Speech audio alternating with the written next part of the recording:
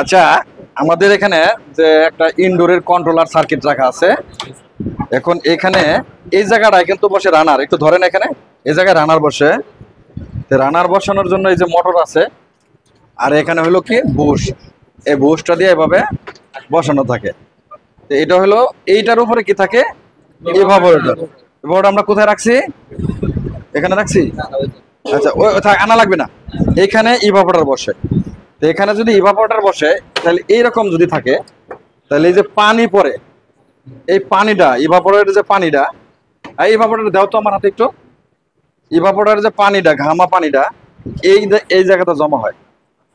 এই যে এটার থেকে যে পানিটা আসে, এই পানিটা কিন্তু এই জায়গায় দলা হয়, ঘামে এটার থেকে পানিটা। এটা হলো ইভাপোরেটর, এটা আমরা রেখে দিই সাইডে। এই জায়গায় যখন পানিটা আসে তখন পানিটা যায় কোন দিক দিয়ে? একটু আগে আসতে হবে এদিকে। এই যে এখান দিয়ে যায় পানিটা, এই যে রাস্তা ড্রেনের, এই যে ড্রেনেজ, এই যে ছিদ্র, এই ছিদ্র হয়ে ড্রেন লাইন কোথায় টান্দা বের করো, এই ড্রেন লাইনটা কিন্তু পানিটা বের হয়ে যায়। তো অনেকেই বুঝি না যে আসলে পানিটা কোন জায়গা থেকে আসে। আচ্ছা, আমরা এখন এটা একটু রেখে দিই, বুশটা ধরো।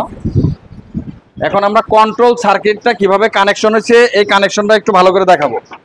এখানে আমরা প্রথমে ডিসপ্লে থেকে শুরু করব, যে প্রকৃতপক্ষে এইটা আমরা যখন রিমোটে অপশনে চাপ দেই তখন এটাকে কি বলা হয়? এটার নাম কিন্তু হলো প্যানেল ডিসপ্লে। প্রকৃত নাম হলো কি? Panel display. আমরা রিমোটে চাপ দিলে এখানে নাম্বার ওঠানামা করে, চালু হয়, বন্ধ হয়, অফ হয়, অন হয়। এটা হলো প্যানেল ডিসপ্লে।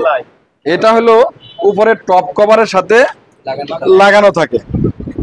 হ্যাঁ, এই যে এখানে এই যে এটা লাগানো ছিল এই জায়গায় টপ কভারের সাথে এভাবে, এটা আমরা দেখালাম না, এটা রাখলাম। এখন এটা লাগছে হলো এই যে এটা কানেক্টর। এখন এই সার্কিটের মধ্যে আমরা কি বা আছে আমরা সবকিছু দেখাবো। এটা একটা এসি সার্কিট, কিন্তু এসি সার্কিট। এই ব্লোয়ার ফ্যান মোটরটা কিন্তু এসি ব্লোয়ার ফ্যান মোটর। এখানে কি আছে সার্কিটে আগে দেখেন, এটা হলো কিন্তু ক্যাপাসিটর 3 মাইক্রোফ্যারাড, এই যে লেখা আছে। এই ক্যাপাসিটরের কাজ কি? এই ব্লোয়ার ফ্যান মোটরটাকে চালু করা। এই যে দুইটাই কিন্তু ব্লোয়ার ফ্যান মোটরের লাইন, হাই লো লাইন। এখানে আছে রানিং, স্টার্টিং, কমন, আর এটা হলো হাই লো মিডিয়াম। আর এটা হচ্ছে রিলে, ইনপুট আর আউটপুট রিলে। এইটা হলো পাওয়ার ট্রান্সফরমার। এই সার্কিটে যখন আমরা লাইন ইন করব তখন এই ট্রান্সফরমারে 220 ভোল্ট ঢুকবে এই তার দিয়া, আর এটাতে 12 ভোল্ট বের হয়ে সার্কিটের মধ্যে যাবে। যাওয়ার পরে কিন্তু সার্কিট কাজ করবে। এখন কথা হলো এটার ইনপুট আর আউটপুট কোনটা? দেখেন দুইটা তার আছে এখানে। এই তারটা গেছে আউটপুটে। কিভাবে আউটপুটে গেছে দেখাই। এই তারটা ইনপুট পাওয়ার, আমরা যে পাওয়ার প্লাগ লাগাই না, এসি প্লাগ, এটা হলো ইনপুট প্লাগের পাওয়ার। এটা কি সবুজ তার? আর্থিং। তাহলে এখানে আর্থিং লক্ষ্য করেন তো কোনটা? এটা।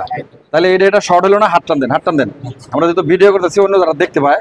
তাহলে এই সবুজ তার, এই সবুজ এবং হলুদ, এটা কি হলো? আর্থিং। তাহলে এটা মাথা ধরেন, এই আর্থিং আলাদা করেন। আর্থিং আলাদা করলেন, আর্থিং চলে গেল। এর ফলে ব্লু কালার, ব্লু কালার ধরছেন?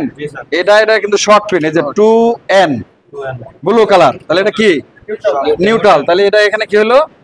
নিউট্রাল। তাহলে নিউট্রাল ওখানে চলে গেল, আরেকটা নিউট্রাল এই যে এখান থেকে কোথায় আসলো? এই যে সার্কিটের মধ্যে আসলো নিউট্রাল, এই যে সার্কিটের মধ্যে।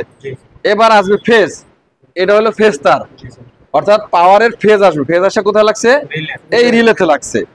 এখান থেকে আসার পরে কিন্তু আমরা যখন অন করব তখন ইনডোরটা ঘুরতে থাকবে, রানারটা ঘুরতে থাকবে। এরপরে 5 মিনিট পরে লাইন আউট হবে, এই ফেজ আউট হবে এটার থেকে, এই লাল তারে আসবে। এই লাল তারে যখন আসবে তখন এখানকার যে তারটা আছে, যে কাটা আছে লাল তার এখানে, হ্যাঁ, এই লাল তারে প্রবেশ করবে। তখন এটা চলে যাবে কোথায়? আউটডোরে, একদম আউটডোরে চলে যাবে। তাহলে এটার ইনপুট পাওয়ার হচ্ছে এটা, আউটপুট পাওয়ার হচ্ছে এইটা। এটা আউট হবে, এটা ইন হবে। তো এখন এই যে 5 মিনিট বা 4 মিনিট সময় কেন নেয়, কেন সঙ্গে সঙ্গে ইনডোর চালু হয় আউটডোর চালু হয় না, এটা একটা জানার বিষয় না? এখানে কিন্তু একটা টাইমার আইসি আছে। টাইমার আইসি, এই ছোট্ট একটা টাইমার আছে, এই যে টাইমার আছে, এই যে হাত দিও না, আমি দেখাচ্ছি। এর কাজ হলো টাইম ম্যানেজ করা, কতক্ষণ পরে লাইনটা এই রিলেকে সে দিবে। যখন রিলেকে দিবে, রিলেতে কন্টাক্ট পাবে, কন্টাক্ট পাওয়ার পরে এই ফেজ লাইনটা এখান থেকে এখানে আসবে। আওয়ার পরে কিন্তু আউটডোর ইউনিটটা চালু হয়ে যাবে। তা আউটডোর ইউনিটের সাথে একবারে কি থাকে? কম্প্রেসর থাকে, ব্লোয়ার ফ্যান মোটর থাকে, অর্থাৎ সম্পূর্ণ আউটডোর ইউনিটটা সচল হবে। এর আগে শুধুমাত্র কি চলতে থাকবে, ইনডোর চলতে থাকবে। তো ইনডোর যদি চলে, ইনডোর থেকে তো বাতাস বের হবে নরমাল, ঠান্ডা হবে না। তা আউটডোর যদি মেশিন চালানো হয় তাহলে এসি দিয়ে কোনো বাতাসও বের হবে না, বাতাস বের হবে কিন্তু কোনো ঠান্ডা বাতাস বের হবে না। তো এই সার্কিটে আরো কি কি আছে আমরা দেখাই।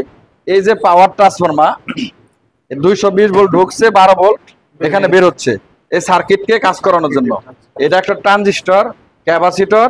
এই যে তোমাদেরকে বলাইছিলাম আমাদের পোলার ক্যাপাসিটর, নন পোলার ক্যাপাসিটর। এই তো এখানে কিন্তু প্লাস মাইনাস আছে। এই তো ক্যাপাসিটর কিন্তু প্লাস দেখা যায়, এটা কিন্তু মাইনাস। এটা তাহলে পোলার ক্যাপাসিটর, মানে পোল আছে। আর আমরা যেটা এসিতে লাগাইছি সেটার কোনো পোল নাই, যে কোনো ভাবে লাগাইলে চলে। এটা হলো ক্যাপাসিটর, এটার কিন্তু কোনো পোল নাই। এটা এইভাবে হোক আর এইভাবে হোক, একভাবে লাগালে কিন্তু আমার এই ব্লোয়ার ফ্যান মোটরটা কি ঘুরবে। আর এই যে এটা কি, এটার ভিতরে একটা ফিউজ আছে, কিন্তু এটার ভিতরে আছে একটা ফিউজ। এটা হলো কিন্তু একটা ভেরিস্টার ট্রানজিস্টার। আর এর অপর পিছনে কি আছে একটু দেখি। এই যে ক্যাপাসিটার যদি নষ্ট হয়, এই পিন আর এই পিন মাপ দিতে হবে। এই যে ক্যাপাসিটারের পিন মাপ দাও, যদি ক্যাপাসিটার খারাপ পাওয়া যায়, মোটর যদি কম ঘুরে, তাহলে এখান থেকে তাতাল দিয়া সোল্ডারিং করে এই ক্যাপাসিটার বের করতে হবে। বের করে আরেকটা ক্যাপাসিটার এই সমপরিমাণে মোটরে লাগাই দিতে হবে। এখন এখানে যে সব পিনট আছে অনেক সময় কি পুরে, এই যে এখানে নিউট্রাল আসছে না, এখানে ফেসটা নিউট্রালটা পুড়ে যায়, এগুলো সরিয়ে। এগুলো অনেক সময় ফুয়েল লাইন নষ্ট হয়। এই যে ক্যাপাসিটার দেওয়া চিহ্ন দেওয়া আছে, দেখছো সব চিহ্ন দেওয়া আছে। এখানে মাইক্রো এইগুলো নষ্ট হলে কিন্তু তোমরা ঠিক করতে পারবা না। কিন্তু এই পিন টিন যদি পুড়ে যায় তাহলে কিন্তু তোমরা ঠিক করতে পারবা। এই ট্রান্সফরমার নষ্ট হয়ে গেলে নতুন ট্রান্সফরমার লাগায় এখানে ঝালাই দিয়া দিবা, তারপরে সার্কিটটাও চলবে। এই রিলে পুড়ে গেলে আরেকটা রিলে লাগাই দিবা, সার্কিটটা চলবে। ক্যাপাসিটার নষ্ট হয়ে গেলে আরেকটা ক্যাপাসিটার লাগাই দিবা, সার্কিটটা চলবে। ট্রানজিস্টার যদি তুমি মনে করো ইলেকট্রনিক্স বিষয়ে অভিজ্ঞ, তাহলে তুমি খুলে লাগাইতে পারবা, তাছাড়া তোমার পক্ষে সম্ভব না। আর এইখানে সুইং মোটরের লাইন গেছে, দেখো কোনটা, এই যে সুইং মোটর, এই যে সুইং মোটরের তার, ঠিক আছে। আরো একটা লাইন গেছে, দেখো দুইটা সেন্সর আসছে। এই দুইটা সেন্সরের নাম কি? Pipe sensor, room sensor. Pipe sense একটা হলো আরটি মানে রুম সেন্সর, এটা হলো পিটি মানে পাইপ সেন্সর। তাহলে এটা হলো পাইপ সেন্সর, আর এটা হলো প্যানেল ডিসপ্লে। তাহলে একটা সার্কিটের মধ্যে কি আছে আমরা সব শিখছি।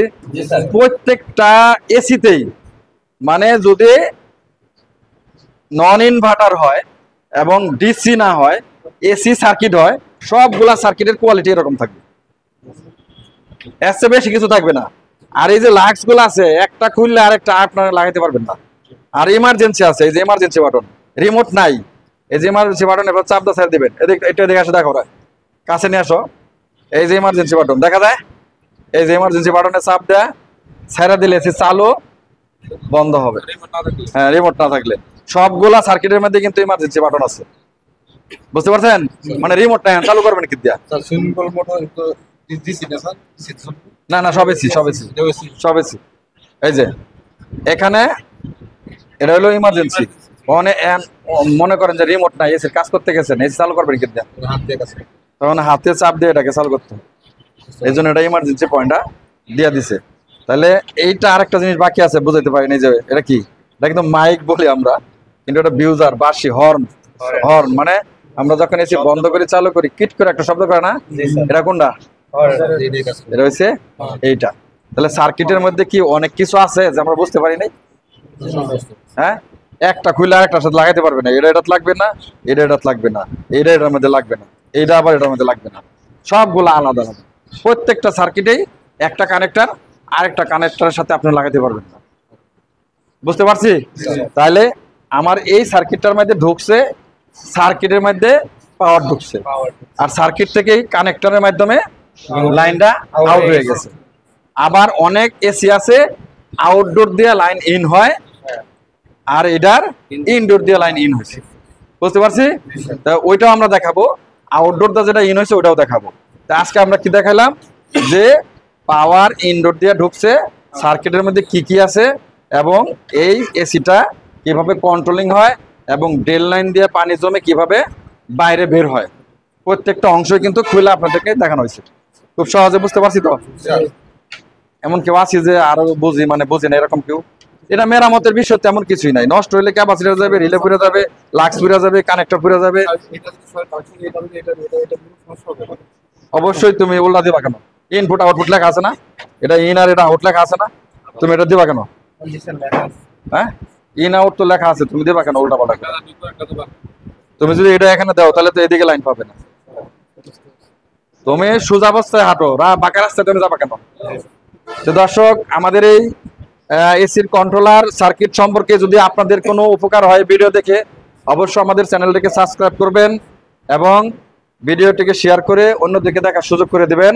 আসসালামু আলাইকুম।